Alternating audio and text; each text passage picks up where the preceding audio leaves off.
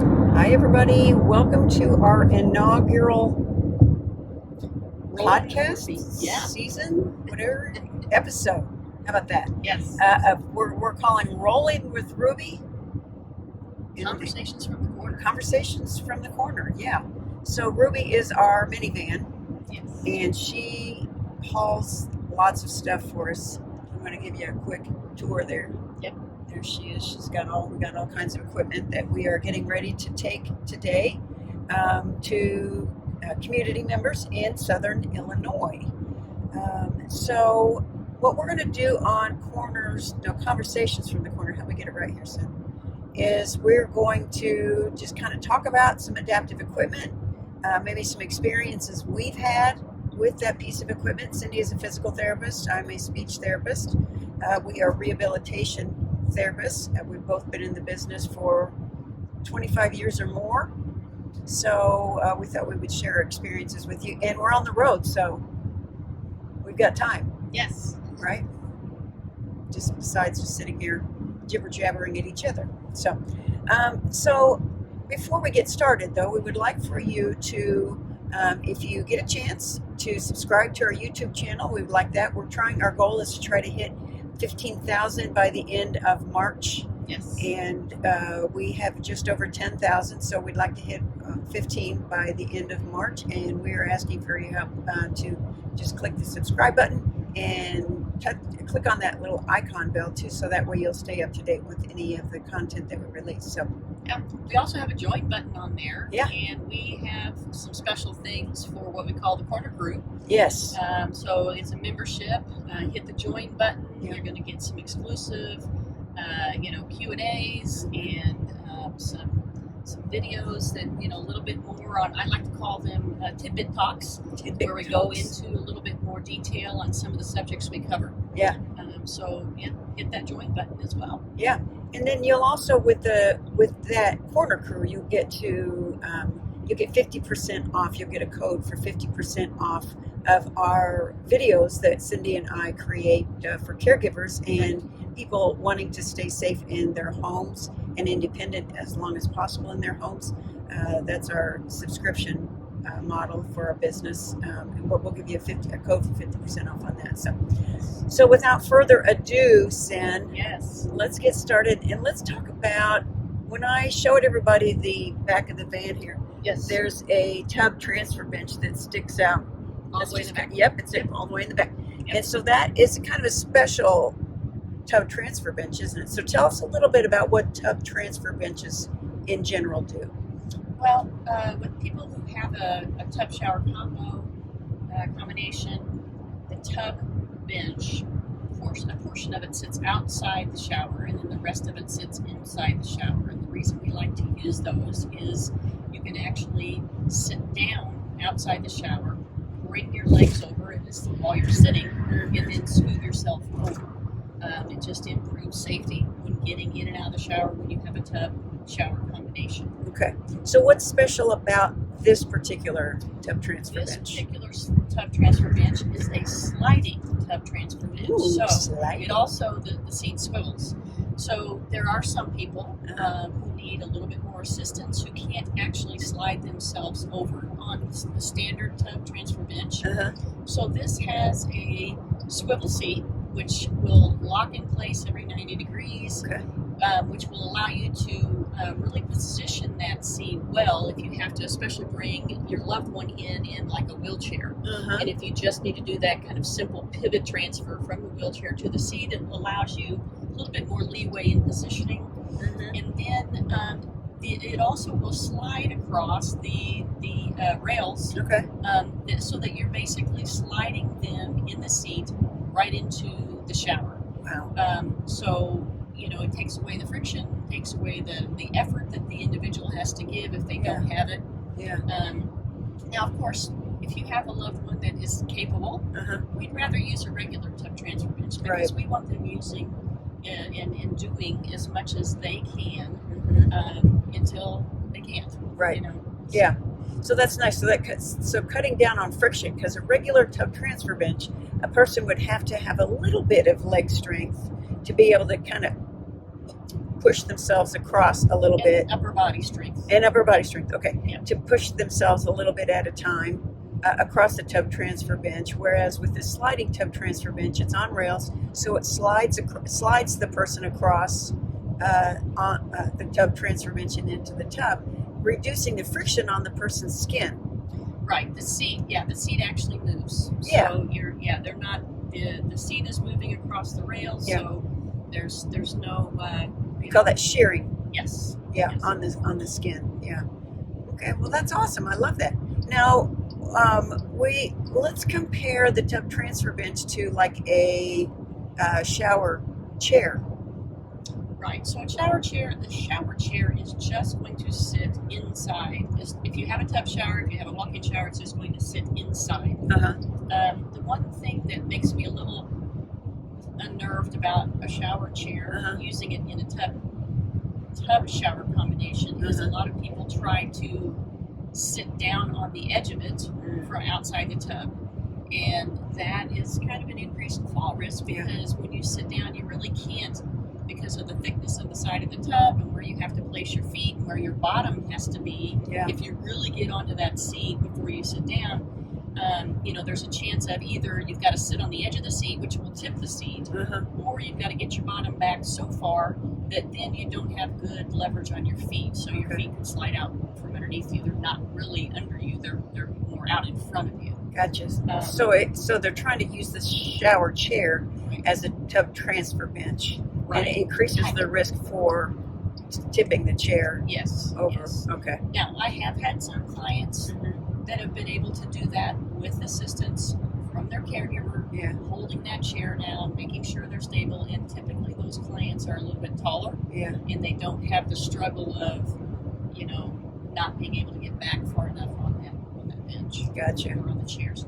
Okay. And then the last thing that we'll see sometimes is the shower stool.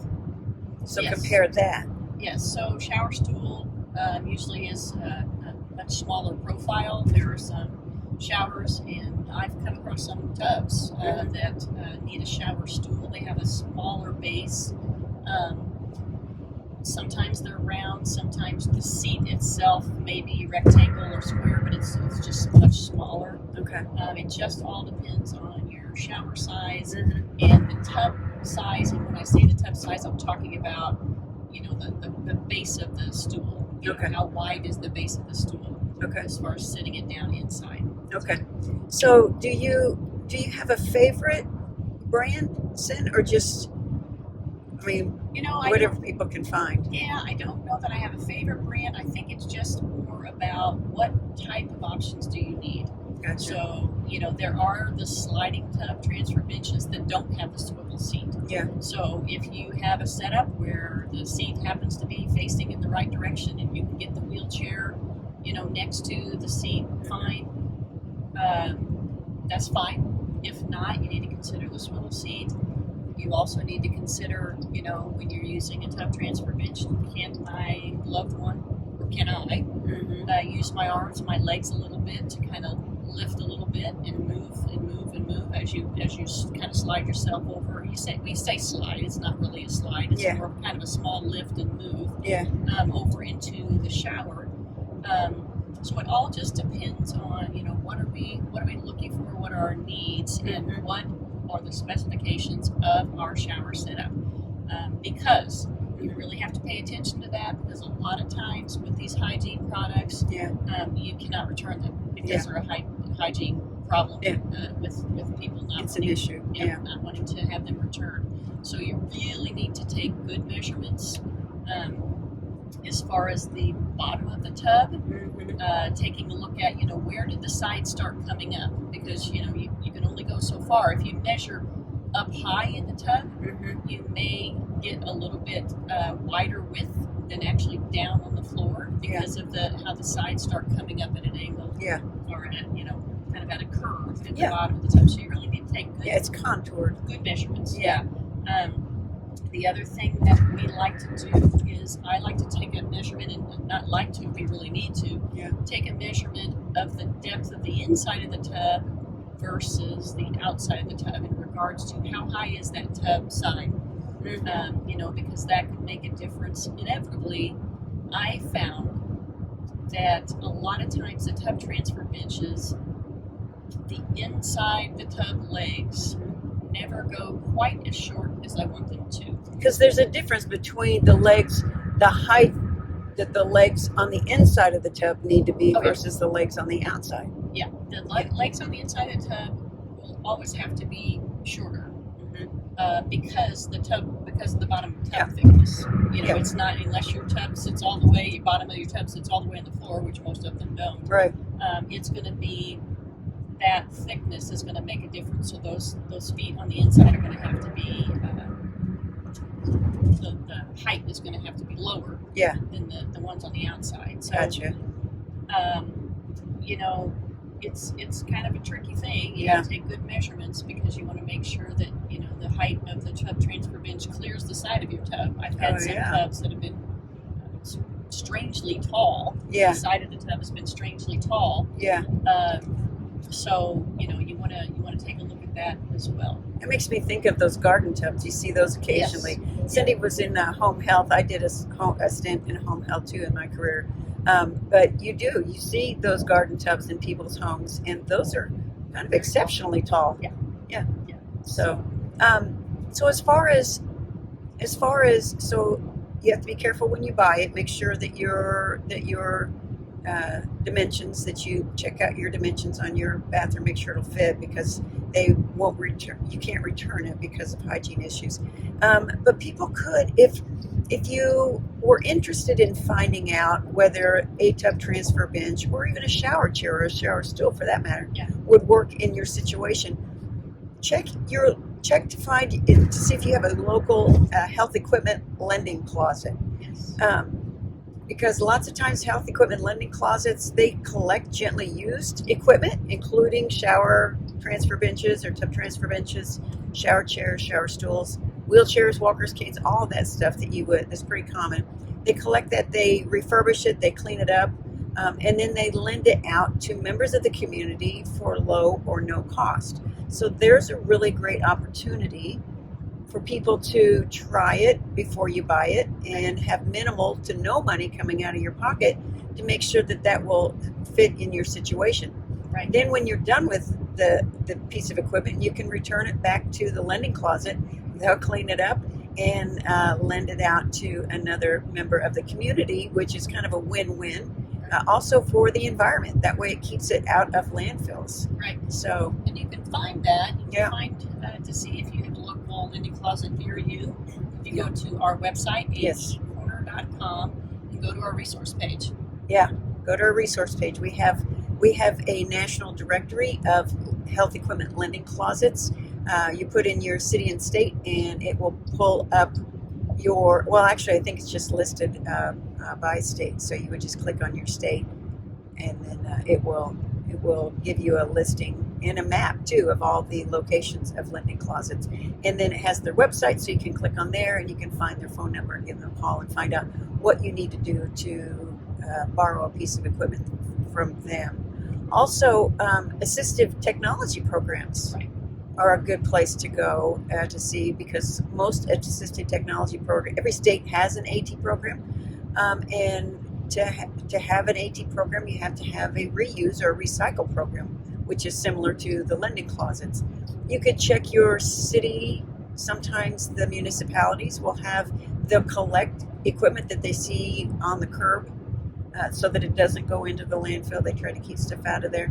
Any fraternal organizations might have something. Your church might have something. They might have a lending closet. And then what we also suggest is checking with a local hospice company.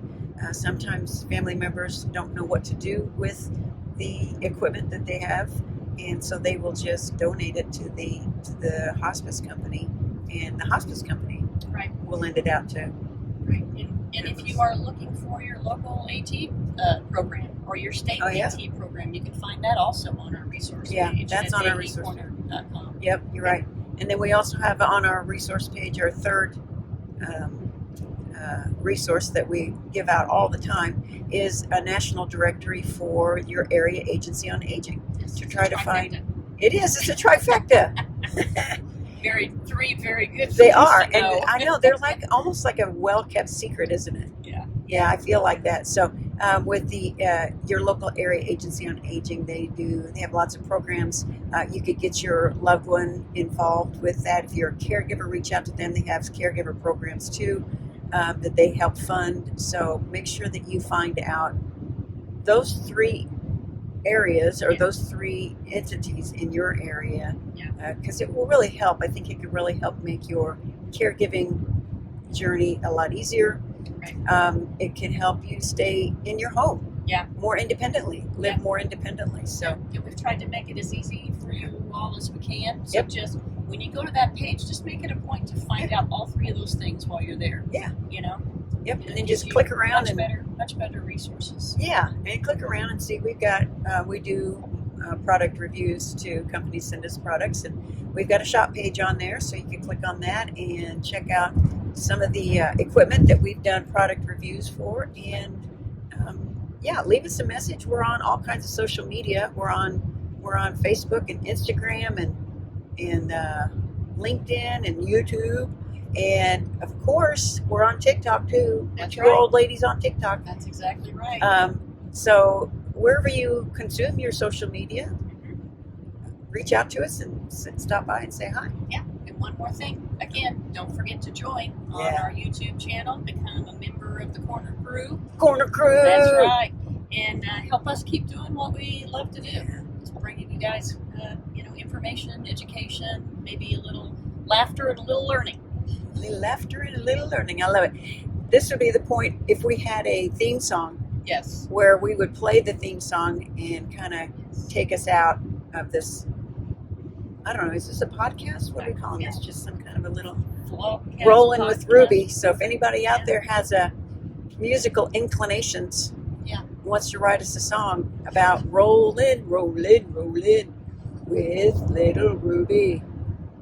I don't know. I'm just making it up, obviously. So, all right, you guys, it's been fun. We hope you've learned something. And always remember what we always say: have a great day. And if you can't do it, adapt it. Yeah.